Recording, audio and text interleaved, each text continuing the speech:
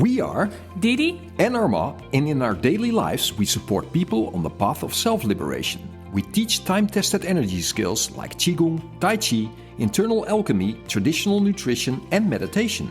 We help people release stagnation, build energy, and become aligned with themselves and their purpose in life. In this podcast, we share the methods, skills, and solutions that helped us, our students, and now hopefully you move forward. Let's explore transformation together. And today we're talking about judgment, inner judgment. So, Didi, is it Judgment Day today? I don't hope so. No, me neither. Yeah.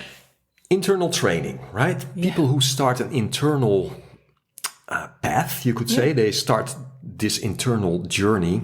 They have to look inside themselves in every way. Absolutely. Right? If we want to make changes, we really have to put a sort of microscope on ourselves.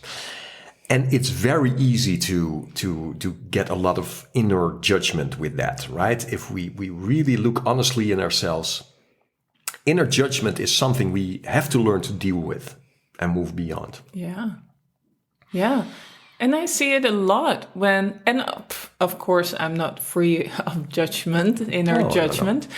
No. But I see it especially when clients come to me and they fill in their journal. You already mentioned it. Mm-hmm. And they say, I stopped because this voice was just too loud. Yeah. And it numbed me. It threw me off track. And so I couldn't do it because of that inner judgment. Yeah, it can be so strong, this inner critic that's just constantly judging every little detail. Yeah. Yeah, that's a problem. Yeah. And we're mostly we have a lovely student who told us an eye opener for her was that her inner critic was so rough with her. She said, I would never talk to anyone like this. Yeah, like I talk to myself. Yeah. Yeah. So that voice that is in your head is sometimes, just that it's not sweet. Right. No. It's not encouraging.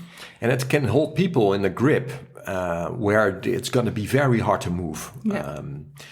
So dealing with this inner judgment, how do we deal with that? Well, in internal training, it's very important that we start to learn how to observe without touching. Yeah. So starting inside and then also moving our awareness outside. So that means that we create a safe distance from everything. We start to learn how to observe without judgment, without any. It's almost emotionless, you could say. It's more like a bystander. Yeah. This is what we call mental training. The first part of mental training is this, because without this, it's really going to be hard to move forward, as we just described, right? The grip is severe. So dealing with inner judgment is the same as dealing with any thought that goes through your head, any emotion that passes. We have to learn to observe it without touching it. Yeah.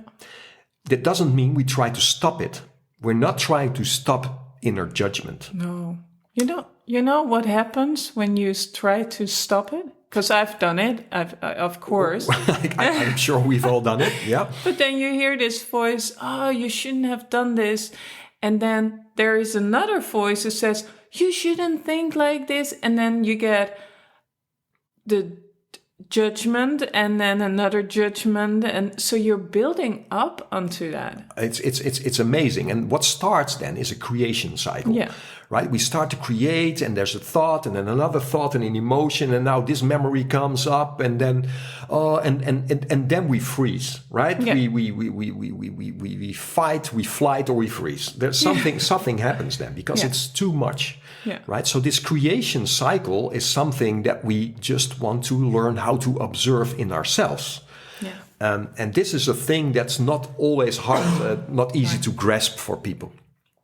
And sometimes people, they keep having this idea that they have to stop their thoughts. They have to stop these emotions. They have to learn how to. But this is not the way to move forward. The way to move forward is just daily. This is a daily practice. Yeah. Is daily taking the time to sit yourself down in a quiet place where you start observing your thoughts, your emotions, your physical responses, and just let everything come, but also just let it go. It's all welcome. Yeah. Everything is just fine. Yeah. Right? We have to just learn how to not touch it. Because if we start to touch it, then the creation cycle happens. But if we start to observe it from a distance, now the destruction cycle happens, right? So, and that's what we're aiming for. So you could say, some people say, I am my thoughts. You know, I live because I am my thoughts. Something that's like this thing, right? I think, so therefore I am. Something like that. Yeah. Right? But that's not true. Because you can learn how to observe your thoughts. There's a third. And who's that? Yeah. Who's the one who can just observe? Yeah. Without any thoughts, without any judgment. Who is that? Yeah. Right? So I think, so therefore I am. No, it's not. It's just not true. We have to get this separation. Yeah. You know, and this observing state is something that continues throughout the training on every level. We're starting to observe our energy. We're starting to observe all these frequencies we're going to move through. So learning how to observe is the way to move forward to how to deal with inner judgment. Because the judgment is not the problem. It's just a thought. Yeah. It's just information going through you. It's probably a habit. It's something that, you know, is just a reaction on something that's happening. Yeah. But if we touch it, now it becomes a thing. Yeah. If we just observe it, it can just go. Yeah. All these, I think also when you grab it, there's so much emotions around it that cling to it and then cling more. And that's the... Well, they're so interconnected. I mean, a thought creates an emotion creates a thought and everything, and that becomes a thing. And of course, there's going to be a physical reactions. The stress goes up, so the tension goes up. I feel it when I talk about it. Yeah, I was like, geez. We both are holding our breath almost. So creating distance is key. And this is a training that is very interesting. It changes people quickly. So it's mental training. I call it mental training. I don't call it meditation per se. You could say it is it's a form of meditation, but sometimes meditation puts some people off. They are like, this becomes too vague. And I want to add to that it's mental training or meditation. Meditation sometimes is seen as something that you do alone on a chair or in your room. For sure. And what helped me, of course, when I started with this training, you start doing it on a chair or on a cushion somewhere and being very aware. Yeah. Very aware of like, okay, there's another thought and let it go. But at a certain, what you see when you start training, that it's going through the day. So it's not just that moment that you're alone in your room and doing your meditation or mental training, but it's something that you take with you all through the day, and that when thoughts come up, okay, I don't need to deal with it. Exactly. So I mean, it's for most people, you just start with yourself in a quiet space and everything, just to how you say that, to create the muscle, right? That's the laboratory, right? It's there like where you really dive in and see the process happening, etc. But then, of course, it moves to the outside world as well, right? And all situations, because it's not you react to your own mind, but you also react to the things you see, the things you hear, maybe on television, or someone has a remark or something, someone looks in a certain way, or I was just thinking about it, like, oh, you're going into a party or visit your grandmother or something, and you're telling very enthusiastically about things that you're doing, and you see that eyebrow rise, and you think, uh-oh.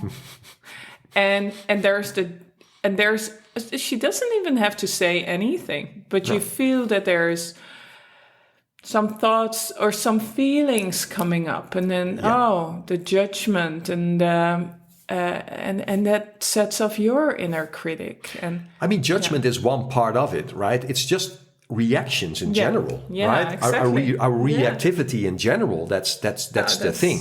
Yeah. So, how to deal with this, right? So you sit yourself on a chair.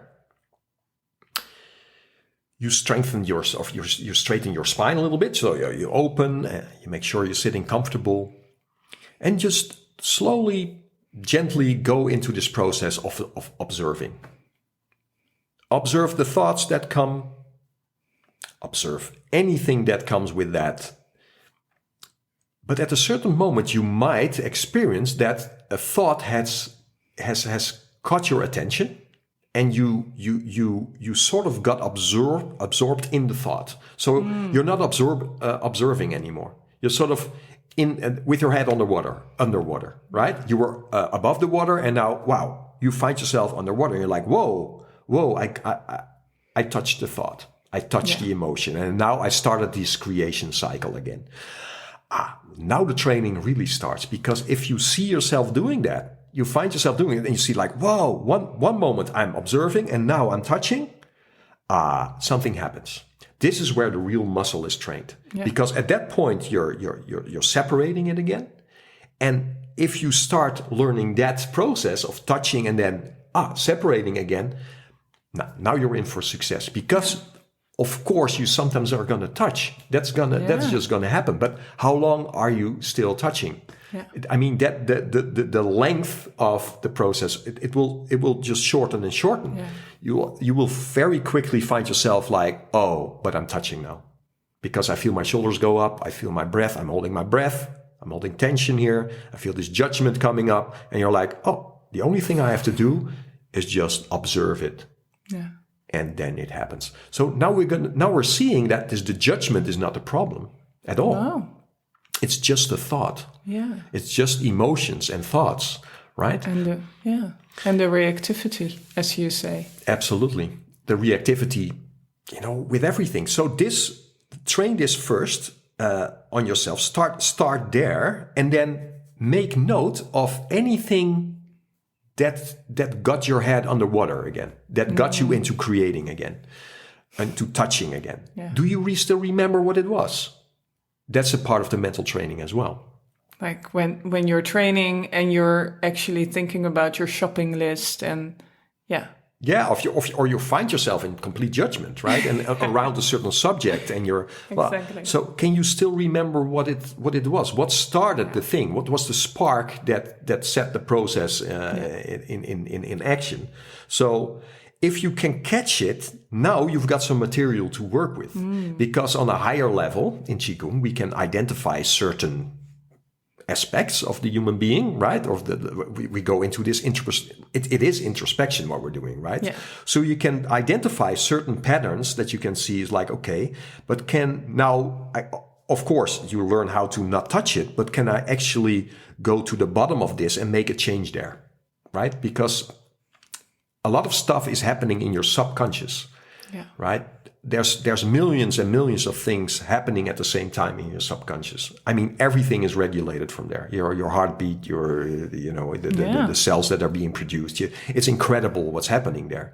But also, what's stored in there are some patterns, right? Yeah. So if we first learn how to not touch it, right, then it's much more safe for us to go into the zones like, okay, but what's actually what's actually in the subconscious and in the unconscious behavior, so we can identify it then and then bring it up and then safely change it. Because you will recognize the judgment, you will recognize all the stickiness around it, and you'll be able to just let that go and then sort of neutralizing it and then changing it. Yeah. Yeah. Yeah. And that's beautiful. There's much more stillness around it. Absolutely. And what I found is that when you're able to do this, it's so much easier to implement new things. Yeah. True. Because you're just gonna try them out. You're just gonna experience them. Instead of pulling the handbrake immediately, right? Which a lot of people do. It's like, well, no, not going to do that. That I found as well, that so many people who come in, of course, people who come in here, they already have the door open to start with new things. And still, sometimes it's hard to kind of go beyond just thinking about it. Mm-hmm. Yeah. So we need to take a step from, okay, I want to do this, but I still have all these claims and things that are sticking around it before I can beliefs do it. and things like that. Yeah. Because I always say, don't believe anything I say. Try it. Yeah, absolutely. Just try it and then see if it works for you. Even that is a step. Yeah. From okay, here is something I can try, and actually doing it. And this is a perfect tool to work with that. Absolutely, and it's that, right? I mean, the ego, which we are identifying, of course, is is strong. So we can be easily tricked and fooled into, like in all these by thoughts, as you can imagine. So the thing we have to do is just also recognize that as just another thought, right? So this comes up, oh, that's another thought.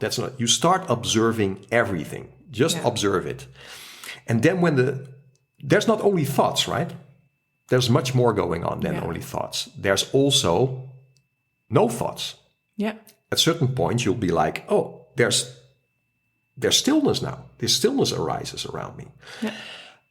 So we're also going to explore that. That's not only that, there's also this stillness. And in the stillness, that's where the liberation truly is. So, And that inner knowing that when there is no thoughts coming around, but there is this difference between thoughts and this deep inner knowing that can come through. Yeah.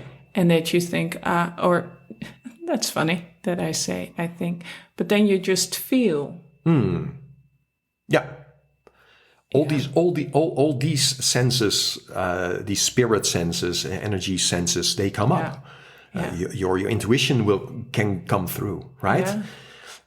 This will all happen for you if you start recognizing the handbrake and just observe the handbrake, because you don't have to lower the handbrake per se. You only have to identify it. Yeah. If you observe that you're holding something, you will let go immediately. But if you don't know that, you will hold on. You have to understand that, a lot of what we're talking about here, the ego, is also a survival mechanism, right? Yeah. You've had past experiences, and a lot of them were not, comfortable or positive. Yeah. So your ego here is trying to protect you from having this feeling again or whatever. Yeah. So, but it's in the way. It gets in the way. It's not serving us anymore. So the only way to approach this is getting this distance and observe. So there's not one of you. There's actually two of you. Yeah. There's the observer, and there's the one who's creating these thoughts and everything. So this is the way how we deal with inner judgment. We don't really deal with it. We observe it. We observe it. Oh, and when you say that, it's kind of relaxing. I don't have to do anything. I just have to. You only learn how to observe and bring it into practice. and start observing everything, Yeah. not only inside of you, but also outside of you. Observe other people without judgment, because they're trying their best as well, right? Absolutely. And I mean, if you see people and you know, they have their inner judgment as well, and they have this creating cycle, and you just observe them in another way. Totally. And then the compassion will arise again. Yeah. And I was just saying, it's like, so recognize your, the judgment around other people. But if you have judgment around other people, observe the judgment that you have, that you're having at that moment, and just observe it. Yeah. And then see it fade away. Yeah. Wow. And then you truly see the person. Yeah. Wow. And that's what I said before. It's so much more relaxing if you do that. So what we also feel is that there is a lot of energy leaking away. Oh, it's an energy eater. Yeah. One of the main ones. I mean, it's not just judgment. Judgment is one of them. It's just reactivity in general. Yeah. That you have to react to everything, and that you have to deal with all this inner judgment. It's tiring. And all the scenarios you create about, what's going to happen the astral body, it lives in the past and in the future. Yeah. So this is where all this stress comes from, right? This is like, I've done it again, and I should have done it. I should do it like this because blah, blah, I used to blah, blah, and now I need to blah, blah. That sort of thing. Don't try to stop these thoughts. Just observe them. Yeah. From a safe distance. Just take a step back, observe it, watch it fall away. And what's left when the thoughts fall away, when the emotion falls away? What's still there? Well, like you're saying, now this higher aspect of you can come through. The inner knowing, the intuition, the telepathy. I'm saying that because you are so telepathic. It's like, that's crazy. But all these things that are there, your true treasure, the true treasure you are, they're already there, but they're sort of clouded by this. So, and the only way to move forward is this. Yeah, you see it in all the traditional, you see it in Buddhism, you see it in Taoism, you see it in Hermetics, you see this observing without touching is the way to free yourself and move forward with the stuff. Great. I love it. Yeah. It helped us so much. So it's great that we can share this. Beautiful. Yeah. Thank you, Arma. Yeah, thank you, Didi. And thank you for listening. And if you're interested in any of the workshops we're organizing or trainings we're doing, you can subscribe to our newsletter. We're organizing 2 workshops in the summer. Mental training is, of course, also an aspect of that. And learn how to do this under our guidance. Yeah, beautiful. Okay. Thank you for listening. Thank you, and hope to speak soon. Okay. Bye. Bye.